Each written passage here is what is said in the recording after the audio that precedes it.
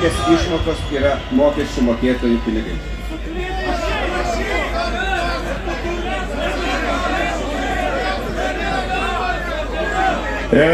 Gerai, emocijas pareikšime išeinant ministrui, o dabar Jonas Vilionis, amžinas ministro vertėjas, turi klausimą. Tai ministrė, aš noriu prie visų paklausti, kada mes pasimai buvom, jūs sakėt, mes klausim, kad jūs turite dirbti žemdirbiam. Jūs visiems pasakėt tada mums, kad jumi paskyrė konservatorių partiją ir jūs vykdot konservatorių partijos programą ir jūs čia nekvarčinkit galvos. Tai vat mano klausimas, ar jūs šiandien visiems galit pasakyti, kam jūs dirbat? Dirbdamas Lietuvos Respublikos vyriausybė, aš dirbu žemdirbiams. Sakėt, kad dirbat konservatoriam. Ne, aš esu Lietuvos Respublikos narys. Vyriausybės narys. Bet jūs mums pasakėt, kad dirbat konservatoriam. Tai aš šiandien klausiu, ar dirbat konservatoriam mane? Žinoma, kad dirbu, nes tai yra mane delegavusi partija. Gėda! Gėda!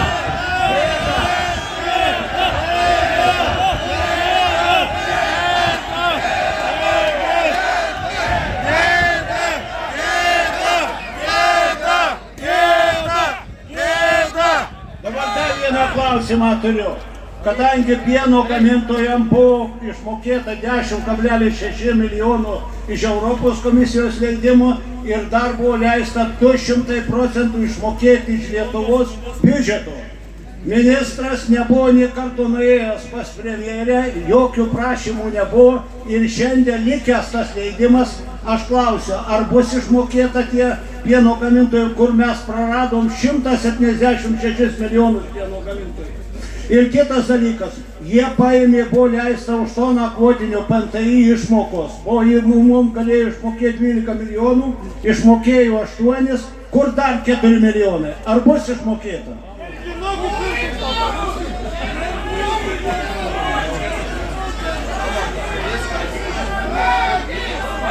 Tam, kad buvo pagrindas išmokėti, tie pinigai yra išmokėti, kitų mokėjimų nenumatyti. Tai ministrė, aš dar vieną paprastą klausimą. Rusiškų grūdų tranzitas, uždrausit ar ne? Net jūs turite minti kur? Per Latviją?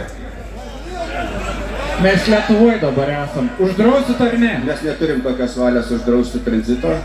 Kaip tik vakar buvo kalbėta apie tai Europos komisijai. Europos komisija dar kartą patvirtino, kad maisto produktų tranzito draudimas nėra tas sankcijų svarstymo mechanizmas. Toliau kalbamės su Latvijos Respublika, nes padidėjęs rusiškų grūdų tranzitas yra pas mūsų kaimynus. Mes tokio padidėjimo neturim, priešingai yra kaip tik sumažėjęs, nes vėlgi tai lemia dalykai tai, kad mes išskyrus Kaliningradą tiesioginės sienos su Rusija neturim. Jo, tai aš labai tokį, kaip čia pasakyti, paaiškinimą galbūt ar paklausimą ministrui. Jūs visada, kai žemdirbiai kažkokioj ir ypač per televiziją paklausia paprastai kažkokių klausimų, jūs sakote, kad žemdirbiai politikuoja. Taip, politinė prasme mes visi esame rinkėjai, ne, ir išrenkame jūs visus, ta prasme, kurie visuomeniai, mums visiems turi dirbti. Šiandien čia susirinko iš tikrųjų gal vienas, kuris galbūt norėtų politikuoti. Mes atėjom dėl savo ūkių, savo vaikų ūkio ateities. Mes ne šiaip čia stovim. Ir jūs iš savo vyriausybės rūmų neišlendat, čia stovi, mes paskaičiavom apie 5,000 žmonių ir mes negalim nei ministrės pirmininkės, nei prisikviesti, ne? Tai ar mes dėl ko tada mes šitai stovim, mes visur politikuojam? Jūs atsakykit man į paprastą klausimą. Mes visur politikuojam. Jūs visur žiniasklaidai sakot, kad mes politikuojam.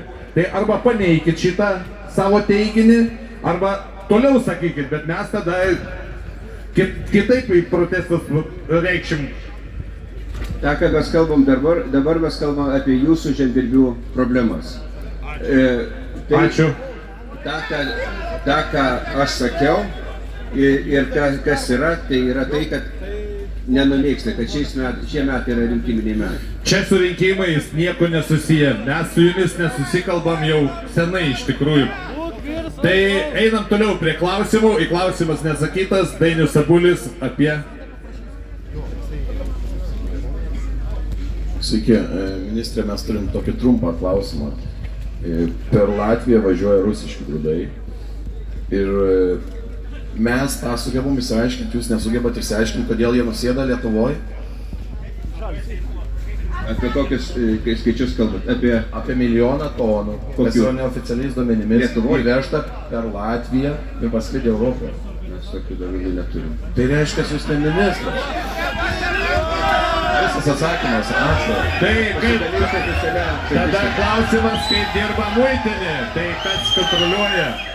Jeigu nežinot, jūs nežinote, kad Latvijos. Mes turime duomenis pagal kilmę grūdų ir kiek atvežiavo iš kokių ES šalių pagal kilmę grūdai atkeliavo. Galėsiu pasidalinti tais duomenimis. Jūs elementariai nevaldot institucijų. Jūs nevaldot situacijos.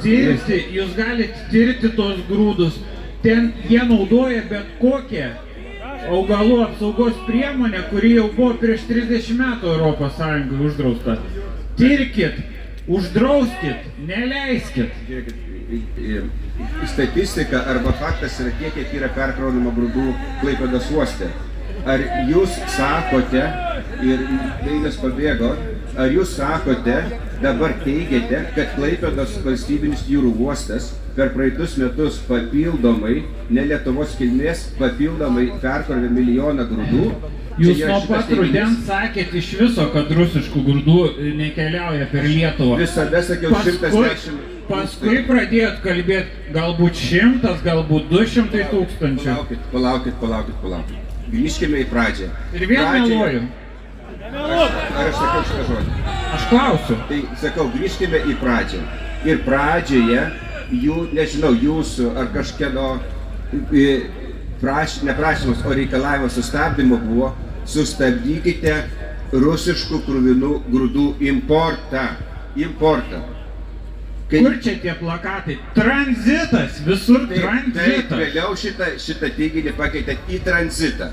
Tai importo atveju kviečių praeitais metais nėra importuota nei kiek. Kviečių. Kitų kultūrų yra. Tranzito per Lietuvos teritoriją pravažiavo 110 tūkstančių